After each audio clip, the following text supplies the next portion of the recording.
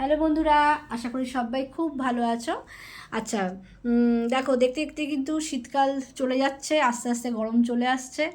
যতদিন ঠান্ডাটা থাকা যায় তত ভালো আর কি। আচ্ছা, যাই হোক, আজকে আমি এসেছি জয়িতার বাড়িতে। আমার পাশে মানে খুব একটা দূরে থাকে না, কাছাকাছিই থাকে জয়িতার বাড়ি। তা জয়িতা আজকে আমার কাছ থেকে একটা ফেসিয়াল করালো, ঠিক আছে, ফেসিয়াল করলো প্লাস ওর ডিটাইনও করলো। তা ওরই প্যাক, সব কিছু ওরই প্রোডাক্ট, আমি জাস্ট এসে করে দিয়েছি। তোর কাছে শুনে নিচ্ছি যে কেমন লাগলো আজকে ওর ফার্স্ট দিন। চলো।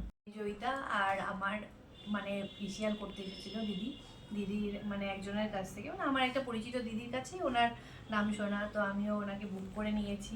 তো দেখতেই পাচ্ছ এত সুন্দর গ্লো করছে, এখনো শুরু করেনি, আরো করবে মেবি। তো 3টে খুব দিন সুন্দর। বাদে হ্যাঁ, ফেসিয়ালের এটাই হলে দিদি আমাকে কিছু কিছু প্রসেস বলে দিয়েছে যে এরকম করে করো। তো আমার খুব খুব ভালো লেগেছে, এত সুন্দর ম্যাসাজ ভালো দিয়েছে, লেগেছে। খুব ভালো লেগেছে। মানে আমি একদম রিলিফ ফিল করেছি। মানে হয় না প্রচন্ড স্ট্রেস, মানে ফেসে একটা বোঝা যায়, সেই জিনিসটা একদম ছিল না। খুব আনন্দ পেয়েছি, মানে ভালো লেগেছে। খুব ভালো লেগেছে আমার।